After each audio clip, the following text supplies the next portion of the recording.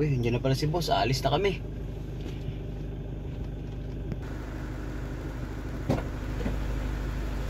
Tara, alis na tayo. Punta tayo sa sa Malacanang. Mayroon tayong may meeting ako dun. Visit. Saan nga pala ulit tayo pupunta? Sa Malacanang, ba't ang kulit mo? Sinabi na sa'yo sa Malacanang eh. Kulit-kulit mo. Ano ang gagawin natin doon? Huwag ka na magtanong. Sundin mo na lang ako. Tanong ka ng tanong eh. Hindi tinatanong ko lang. Puro ka tanong. Sige po. Alis na tayo. Sapakin ko mukha mo.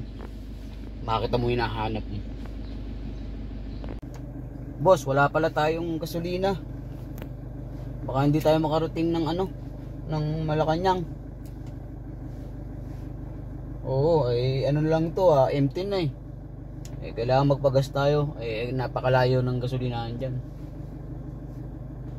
Kanina pa tayo magkasama, hindi ka nagsasabi sa akin. Anong klaseng tao ka? Visit na ako sa'yo ah. Mauubos yung buko sa'yo. Sa konsumisyon ko sa'yo.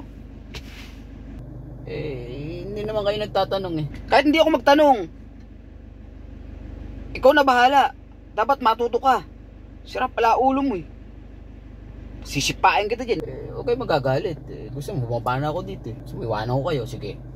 Bahala ka sa buhay niya. Baba na nga ako. Ay, utang ina mo, saan ka pupunta? Huwag mo ko iwanan dito, utang ina mo ka.